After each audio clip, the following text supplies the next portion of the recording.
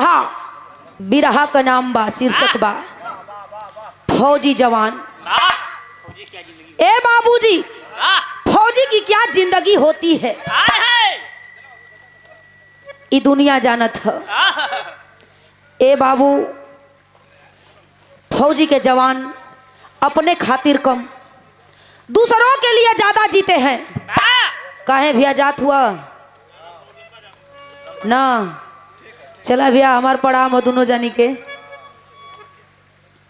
और master 4 line भूमिका में कहना है कैसे।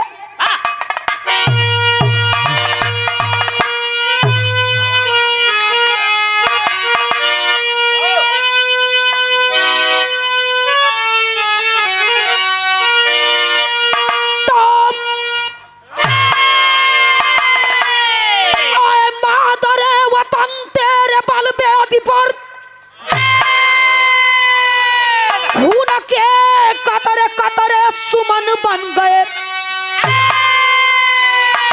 गोलियों से जो खेले शहीद वतन,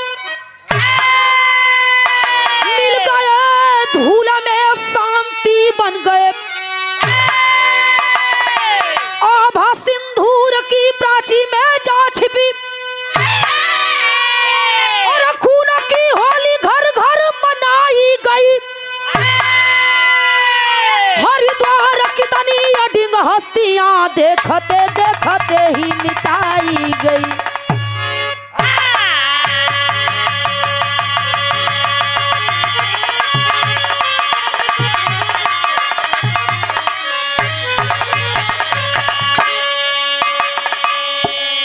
ए बाबूजी, आए मादरे वतन तेरे बलवेदी पर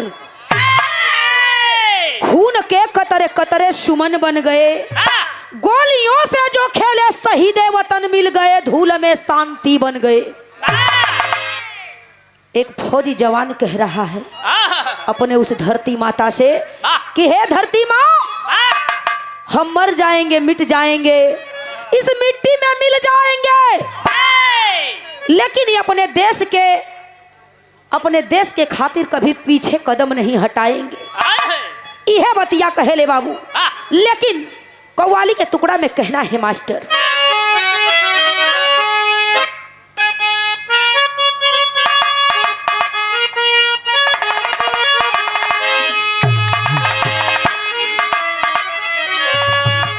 अरे बहे खून मेरा,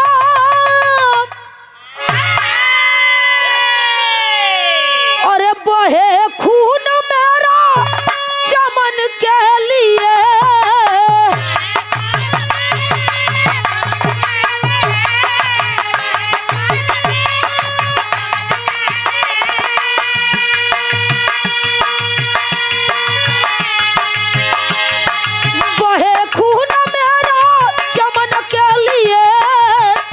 के लिए मेरी जान जाए वतन के लिए।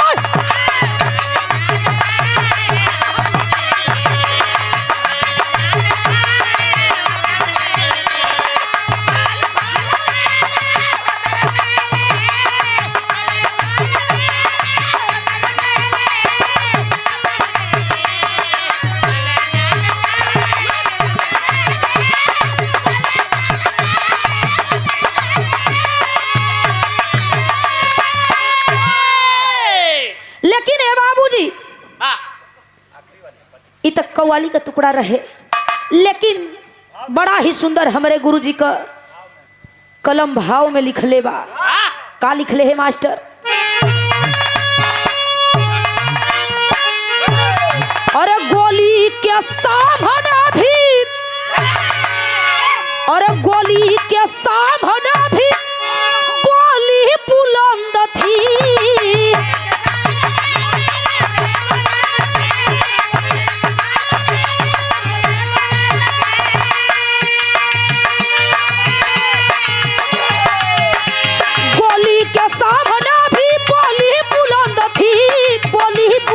थी, पर नम्रता के आगे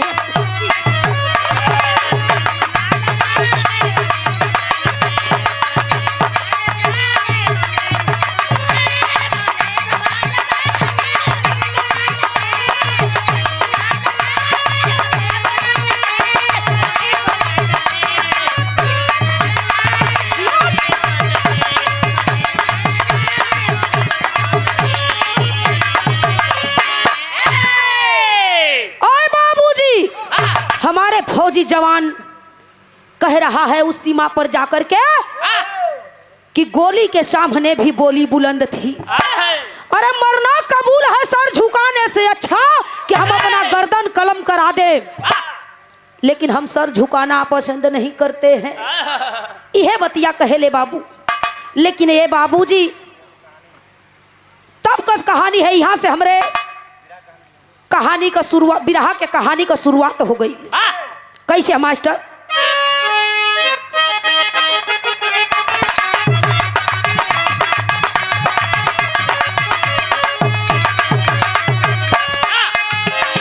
सुनने को दर दर मिलती बस इनकलाब की बोली, सुनने को दर दर मिलती बस इनकलाब की बोली, बोली के ऊपर चलती गोरों की गर्भी गोली।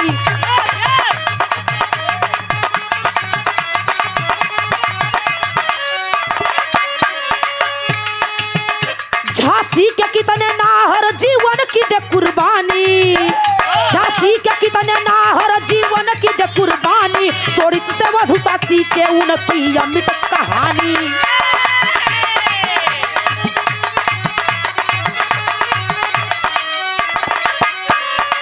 थे जनार्दन सिंह बागी गोरों को बहुत छकाया, थे जनार्दन सिंह बागी गोरों को बहुत छकाया, रॉबर्ट कैप्टन उनको दिल्ली से पकड़ने आया।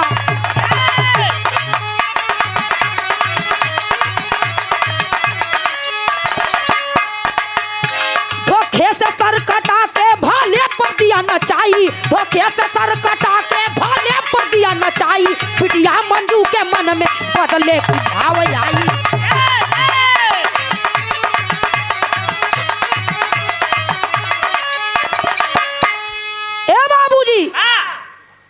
रॉबर्ट कैप्टन जनार्दन सिंह बागी अकेले ही बाबू पूरा गोरों को छकाया। देखत देखत ना रह गयल, आखी पर नाचता कब मिले अकरे जवा काढ़ ले ही। लेकिन ये बाबूजी ना मिलने के कारण एक बार का बात है, खोजत खोजत आके यही दिल्ली में अब पकड़ा गईले जनार्दन सिंह बागी धोखा से। गोरे बेईमान बाबू सामने से वार नहीं करता है, पीछे से जाके ये बाबू गर्दनिया उतार लेला। लेकिन बाबूजी गर्दनिया उतार लेने के बाद जनार्दन सिंह बागी का लाश घरवा जब आई है बाबू, उनके एक के बिटिया एक के बेटवा दुइये ठे बेटा बेटी रहले। ए पंचो लड़किया बड़ रहे, बिटिया का नाम मंजू रहे, बेटवा का नाम विमल रहे। लड़किया बढ़ रहे हैं बाबू, लड़किया देखले है कि हमरे बाबूजी का लाश घरे आ गई। लड़किया के मन में अलगे भावना जागता, सोचत है लड़किया कि हमरे बाबूजी का कार्यक्रम जितना बाकुल इकुल टिमटिमा बीत जाए, अपने बाबूजी का बदला हम बेटी होके जाके चुका न लेनी तो असल बाप का बेटी ना। यह लड़किया सोचत है पंचो। लेकिन ये बाबू मने मने बतिया सोचत है, लेकिन यह छोट भयवा 13 साल का भाई, यहर भयवा ललकारत है कि ये बहिन वो पापी बेईमान से जाके तोर भाई लड़ी। लेकिन बाबूजी बहिनिया समझावत है, लेकिन मानत नहीं खे भाई। लेकिन गीत लगल मास्टर कैसे?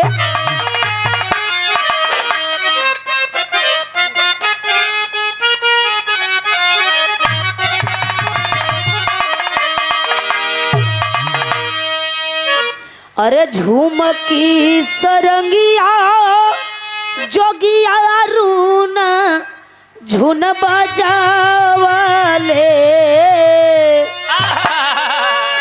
अरे झूनकी सरंगिया जोगिया रून झुन बजावले, अरे रूना झुन बजा।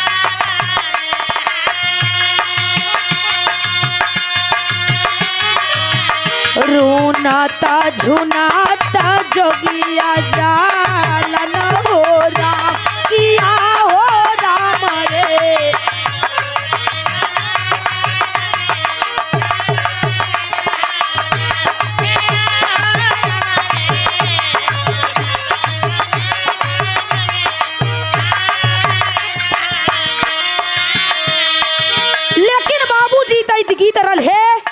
लेकिन ये पंचो भाव में कहना है। बहिनिया समझावत है, का समझावत है बाबूजी? कैप्टन के मारब हम ही विमल बतलावाले, अरे विमल बतलावाले हो। काटी के मऊरिया बना चाई न बोरा किया हो राम रे।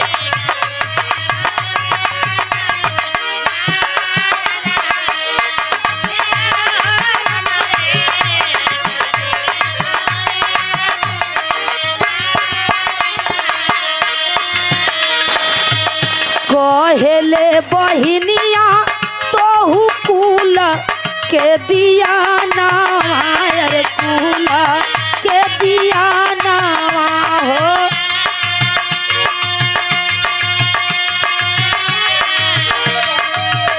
कुल के दिया नवा ना गवाई बनोरा किया हो राम रे।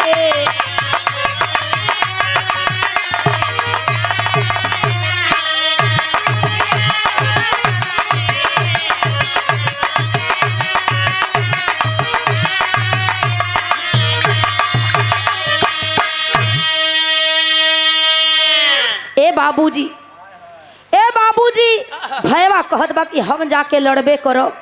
ओ पापी गद्दार के मार के आई बे बहिन, तू चिंता मत करा।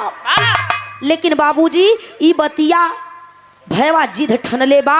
बहिनिया समझावता कि ये भाई अपने घर में केहू और औलाद नहीं खे, बाबू के कुल का दियना एक ठे तू बाड़। अगर तू ना रहबा तो ये दुनिया में बहिनिया तो हर जी के का करिए बाबू।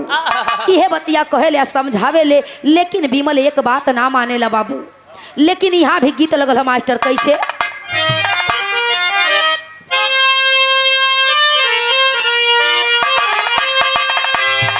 वह गीत है हमारे राम जन्म जबाज गुरुजी बड़ाई के रंग में गाँव है।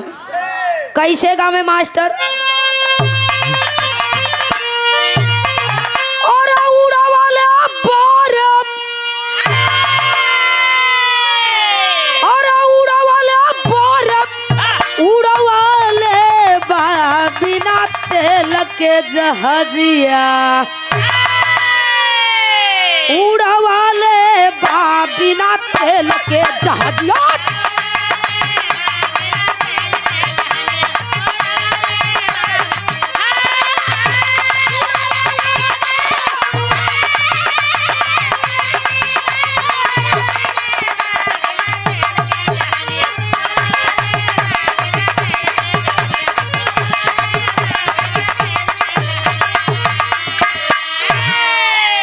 लेकिन बाबूजी ई तो गीत रल है, लेकिन भाव में कहना बा।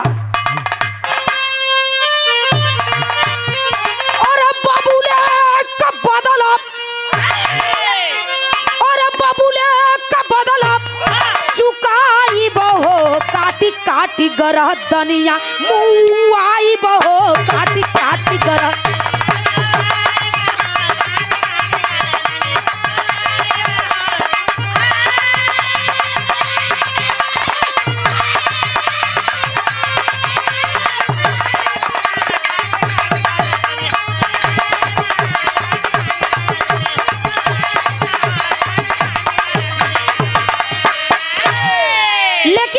विमल बतावत हो कि सुन, तू घर का इज्जत हो, तू बहन बेटी हो, घर का इज्जत हो, तो के मना करत है बार बार, तू मानत नहीं खू। लेकिन कैसे समझावत हूँ?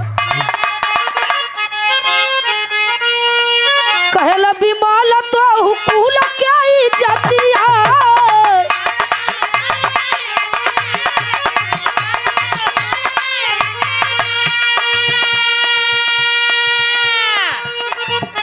लेकिन कहला बा, कहला विमल तो कुल क्या इज्जतिया,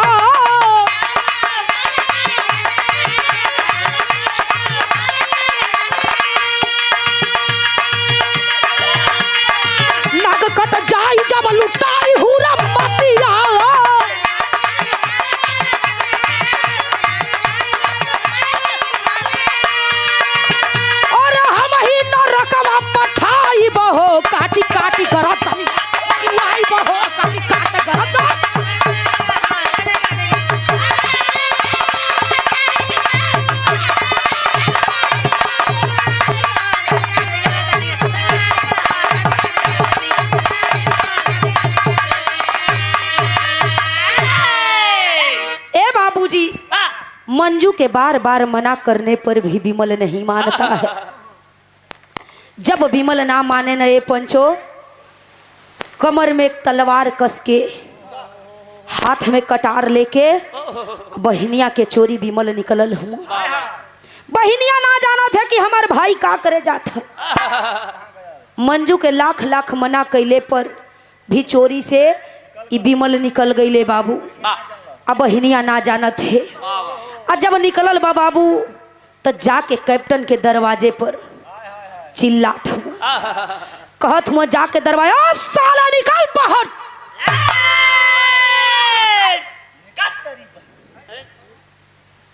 अच्छा मालिक।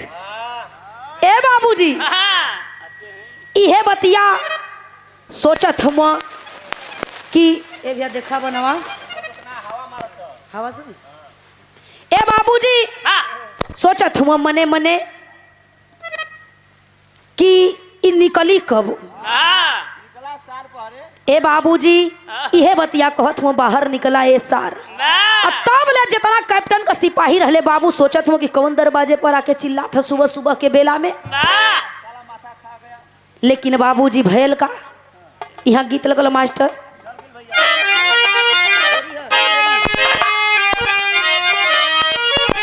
बिरहा के शैली में कहना है, और जुबा पे इनका लाभ जिंदाबाद, जुबा पे इनका लाभ जिंदाबाद। बागी विमल बना है सागर का सैलाब हो, सैलाब हो, सैलाब।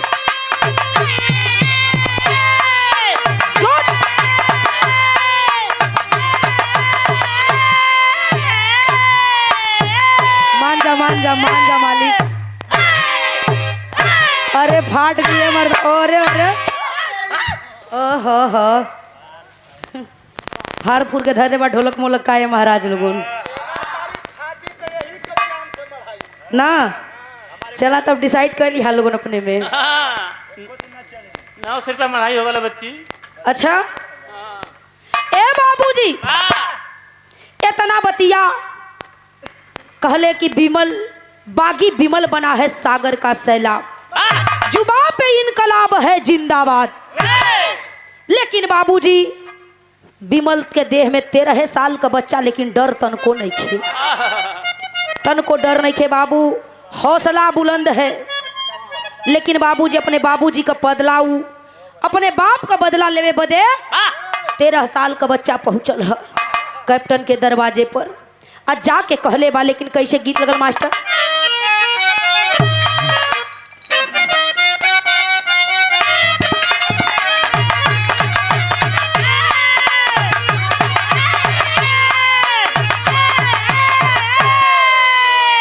उहे गीत बा, कौनो ससुर, कौनो ससुर बुढ़ौती आवे ले कबो कबो ना, अच्छे अच्छे लोग से ठिया जाले।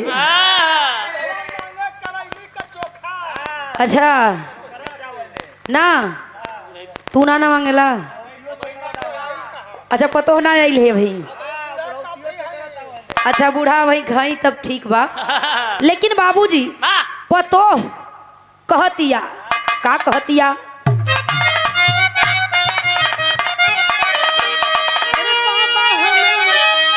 ये कहतिया अरे बाबा हमें,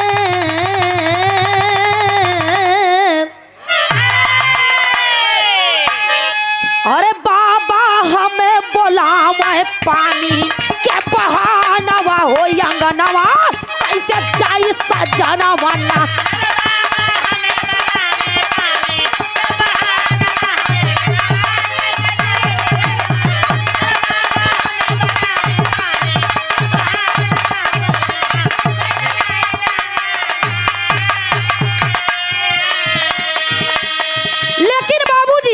वो 13 साल का बच्चा विमल जब निकला है तो भाव में कहना है कैसे। 13 साल के बानी बिराना के उमारिया हो कमरिया घूमे कमरिया।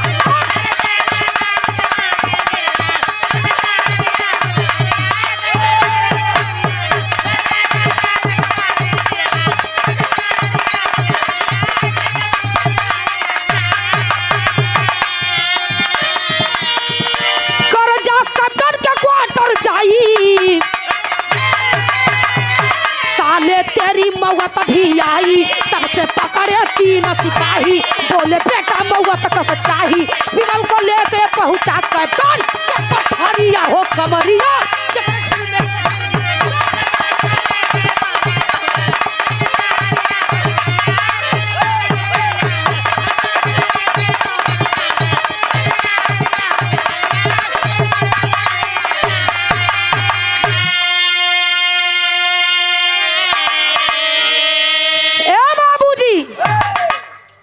जब ले जाके दुअरवा पर विमल चिल्लात हुए पंचो, आ तब ले आके 3 सिपाही हथवा पकड़ ले न बाबूजी, अंग्रेज का सिपाही आके पकड़ ले न पंचो। आ जब एक ठे हथवा यहर पकड़ा जाला, एक ठे हथवा यहर, विमल सोचेला इहे बतिया सोचेला 13 साल का बच्चा बाबूजी कि अब ही अपने बाबूजी का बदलवो ना चुका पौली, इस साला बेईमनवा पकड़ ले हलन सोए बाबू। इहे बतिया सोचे ले बाबू, और लड़का के आंख से आंसू चलत बा, छछो पाती रोवत बा, लेकिन वह बच्चा रो रहा है। लेकिन एक बात कहले बा दहाड़ के, शेर का पुत्र शेर पैदा होले बाबू। दहाड़ कर विमल कहता है, क्या कहता है मास्टर? चौकड़ा कहले वहाँ कैसा? और अब विमल कहा कि छोड़ के देखो मुझ में कितनी ताकत है। विमल कहा कि छोड़ के देखो मुझ में कितनी ताकत है। बाप को मेरा मिटा दिया जो उसकी आई सामत है। बुझी कटारी दिल में तेरे सीने में घुस जाएगी, बुझी कटारी दिल में तेरे सीने में घुस जाएगी, रक्त कैप्टन का पी करके आजादी से लहराएगी। एक बात और कहले बा, अगर मुझसे बच जाएगा बहनाना तुझको छोड़ेगी, अगर मुझसे बच जाएगा बहनाना तुझको छोड़ेगी। पापी के साथ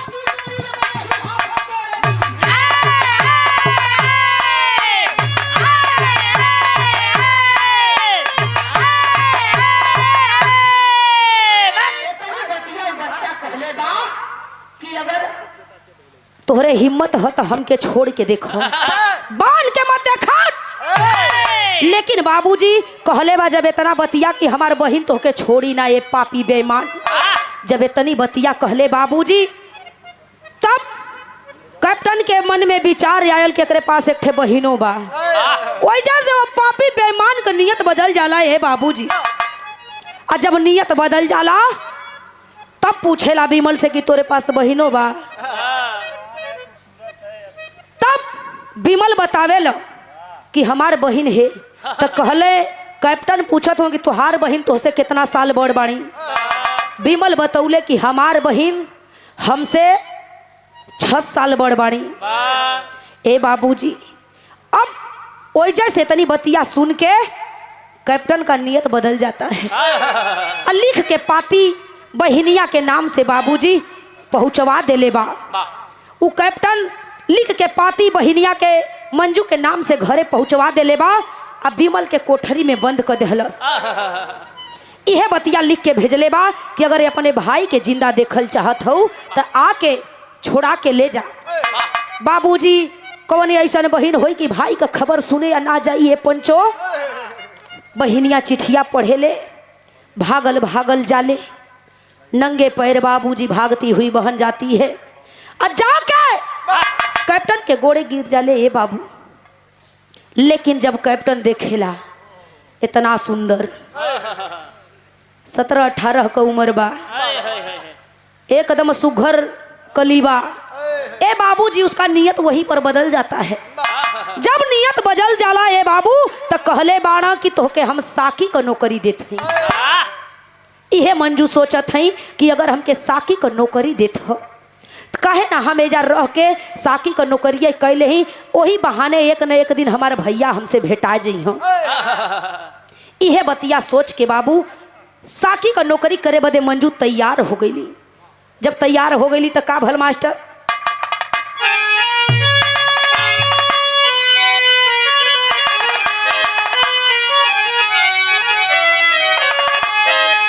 अरे अब से चेता चेत भूलैलू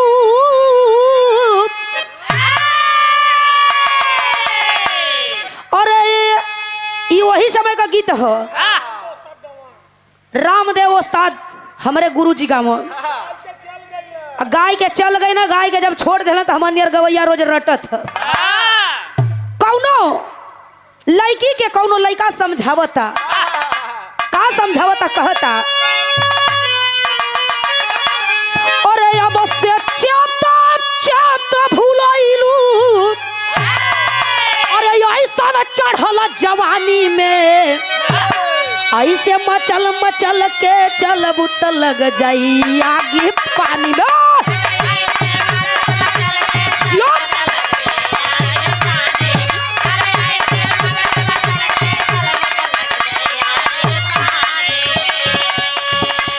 लेकिन बाबूजी पतिया में जौन कैप्टन बतिया लिखले बाना उहे भाव में कहना बा कहता न कैसे भूल भूलैया में पड़ गइलू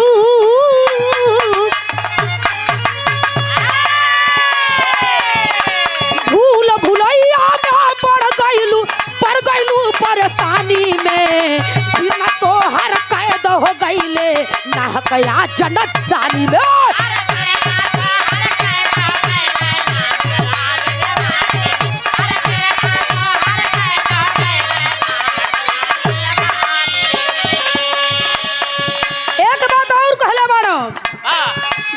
के तू आय छोड़ावा पपिया प्यासल प्यास बुझावा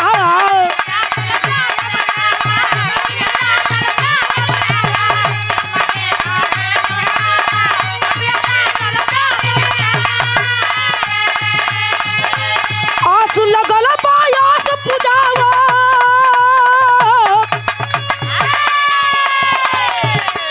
आस लगल पायास बुझावा मत डाला है रानी में बिना तो हर कैद हो गई ना गया जन्नत तानी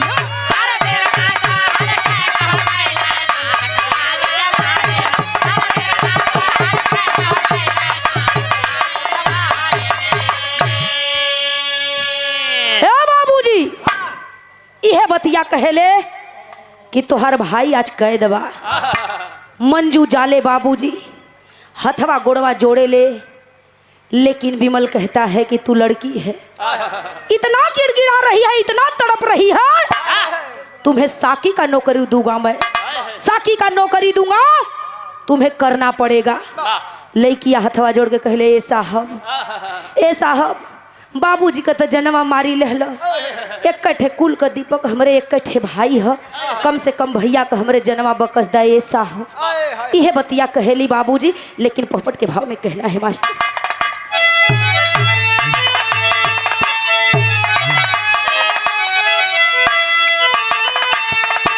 और पढ़ के पाती कैप्टन के लिखनी आयसिया ढूरे ले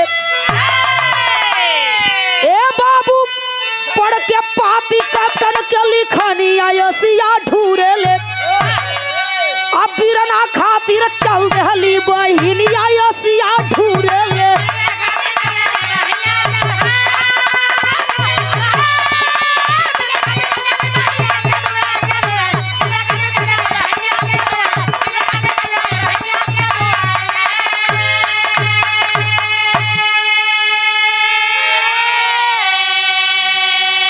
छूट के विमल भवन पे गईले अखिया भइल अंगार हो कुल के इज्जत धूल में मिल गई जियबे बाबे कार हो ए बाबूजी गुस्सा में लाल होके जब जान गईल भैवा के और बहिनिया गईल तो भैवा के छोड़ देहला से जब छोड़ देहले बाबूजी भैवा आयल बा रूम पर तो देखत बहिनिया नहीं खे घरे बहिन नहीं खे कहे वाला कहले कि तुहार बहन कैप्टन के हम चल गई एकदम गुस्सा में लाल होके इहे बतिया कहत हो का कहत हो मास्टर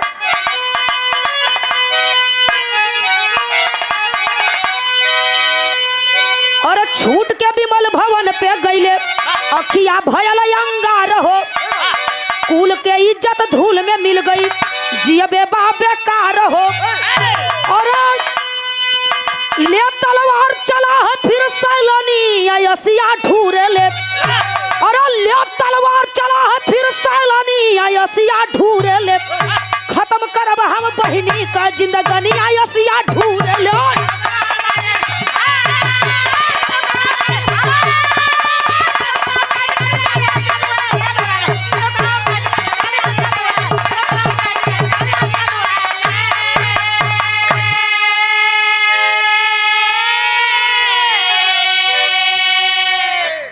बाबूजी वो भाई गुस्सा में लाल होके तलवार ले लेता है। आई है बतिया सोचेला कि हमार बहिनिया कैप्टन के कोठरी पर चल गई तो इज्जत गवा देहलस, इज्जत ना बचल। वो बहन जी के का करी जब कुल का इज्जत धूल में मिला दिहलस।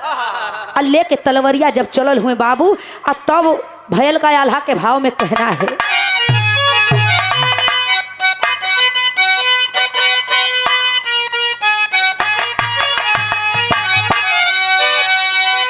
ए बाबूजी साकी का नौकरी जब देवेला मंजू नौकरी करत है। सुबह शाम दोपहरिया जब आवे कैप्टन जाम बना के देवे का काम कर। जब देवे जाम बना के तब भैल का मास्टर कहना है। और साकी बन थमावा मंजू अरे जाम का पटन के आए हैं लेके जाम क्वार्टर में कैप्टन झूमत बा।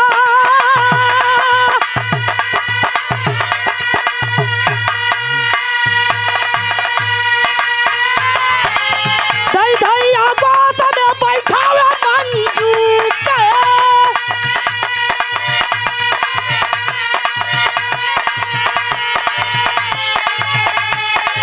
मंजू लाखे हो तलवरिया चिताला।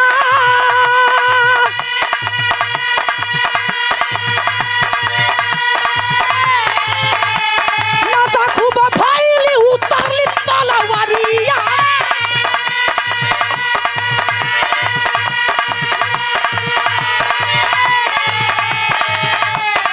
सिरवा के बधली सिरवा के काट बधलिया चरा फैला।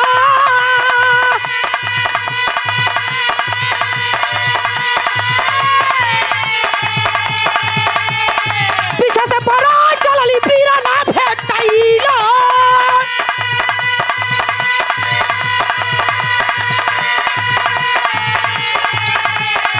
गर्जा भी मालत हलुआ बरू गवा।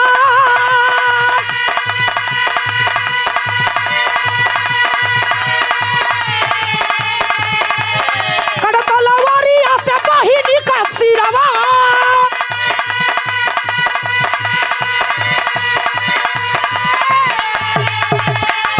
कैप्टन का सिरा गया दूरा है फेंका।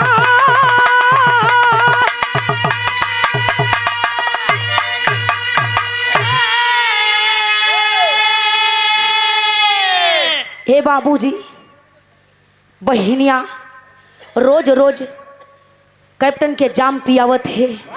एक दिन सोचत है कि जौने दिन इनके हमरे पर खूब भरोसा हो जाई जाम पिया के बूथ क देव तो उन्हीं दिन इनकर गर्दन उतार ले अपने बाबू का बदला चुका ले। इहे बतिया सोचे ले बाबूजी। जब कुछ दिन बीतल कैप्टन के भरोसा हो गल। सोचत है कैप्टन जात का लईकी हमार कई का लेही। ई ना जानत हुआ कि दुनिया में कौनो ऐसा कार्य ना है बाबू की जौन महिला ना कह सक। हर कार्य आजकल में हरारू और मर्दन में कोनो फर्क ना हो। ए बाबूजी रोज रोज शराब पियावत पियावत एक दिन मौका पा गई।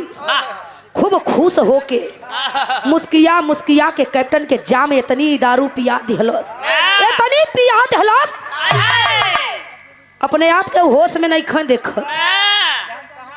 कहाँ है हम कौने हालत में हैं। लेकिन एक ओरिया मंजू पियावत है और दूसरे ओरी तलवरिया के लखत है। और जब पी के बूत हो गई ले बाबू उतार के तलवार मंजू गर्दन पर चला देती है बाबू। जब गर्दन पर चला देली ये पंचो कैप्टन का ई गर्दनिया अलग हो जाले।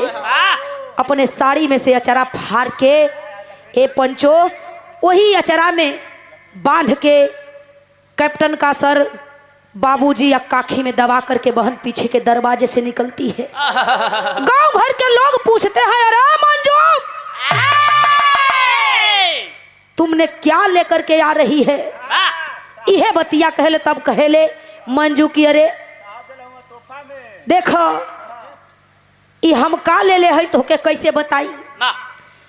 इहे बतिया तोपन डालत है मंजू बता के कि हम पनुआ ले ले हैं, गिर के फट गल हो वही का रस चुअत है। इहे बतिया कहत है बाबू।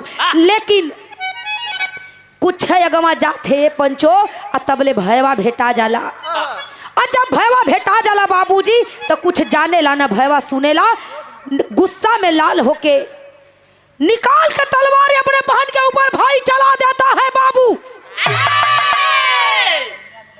जब बहिनिया के गर्दन पर चला देला बाबूजी तो हर बहिनिया का कट के गर्दनिया फेंकाई जाला। और जब गिर जाला ए पंचो तो एक ओरी बहिनिया का गर्दनिया कटल की गिर जाले। और जवन कैप्टन कर ले ले रहेले मुड़िया कटल का कखिया में ऊ कहीं दूर फेंका जाला। बहिनिया सोचेला भयवा की बहिनिया का तो हमरे मुड़िया हे हवा हो, ऊ कौन चीज ले ले है? जाके ए बाबूजी जाके खोल करके वह आंचल देखता है भाई।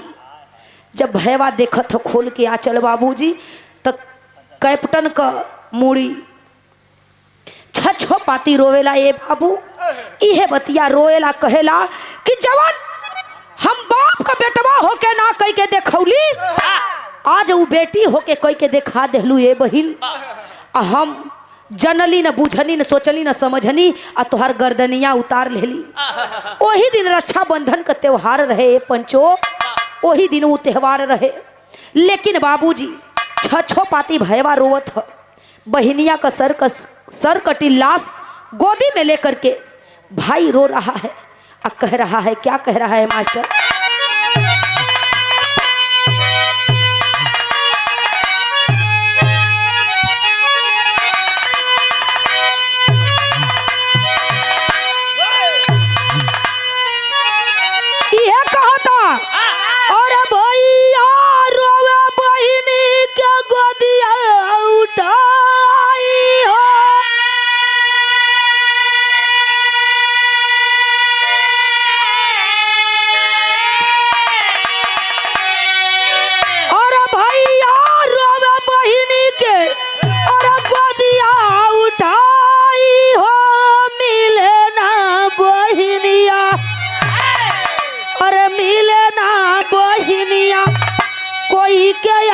भाई हो मिले ना बहिनिया।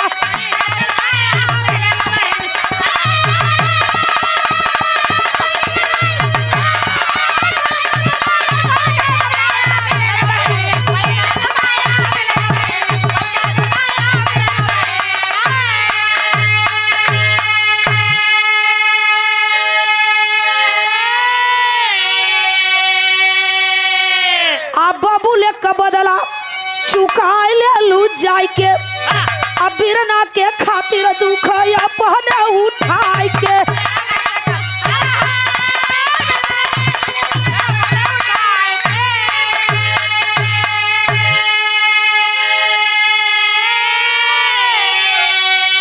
अरे भला पवलू भैया से, ए बाबू भला पवलू भैया से राखी के बधाई हो।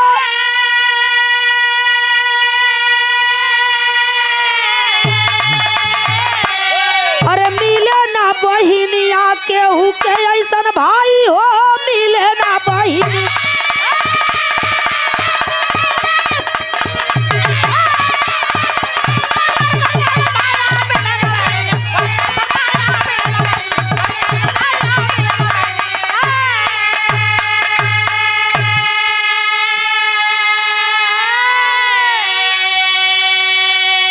अरे बबूले का प्यारी और राखी के लकीरिया अबीरा ना भी छूट गईले भोकी तलवरिया।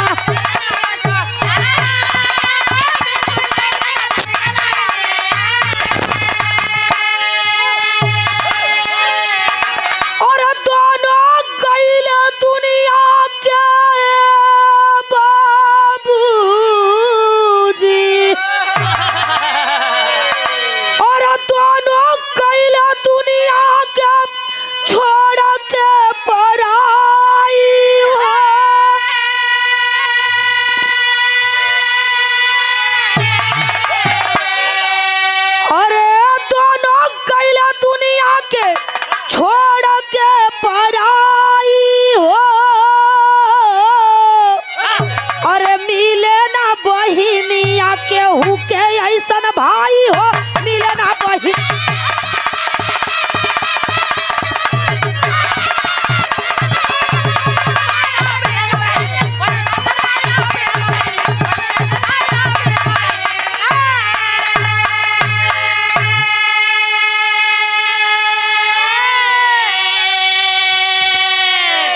बाबूजी अपने बहनिया के जब मार दहले बाबू तो सोचे लगले।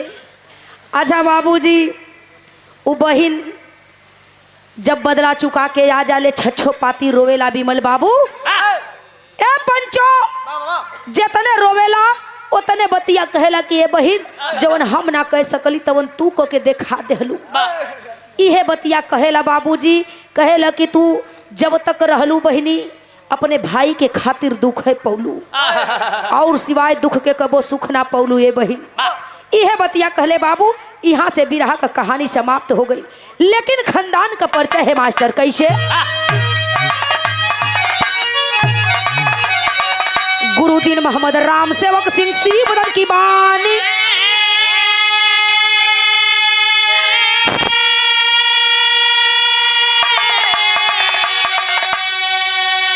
कथन करे कवि हरिद्वार संग बेचू जी सैलान।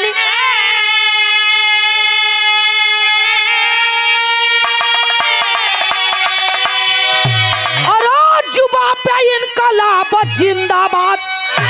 और जुबा पे इनकलाब जिंदाबाद। तनी तू यादव बिरहा गावे खातिर हो गईली बेताब।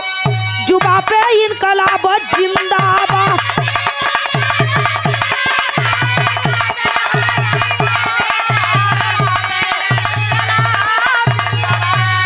मेरे देश की धरती हो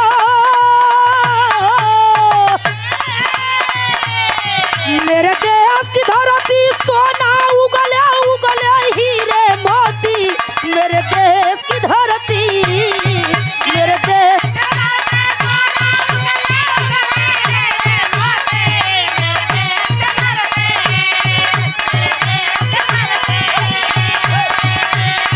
मेरे देश की लड़की पहन के वर्दी फौज में हो गई भर्ती। मेरे देश की लड़की मेरे देश की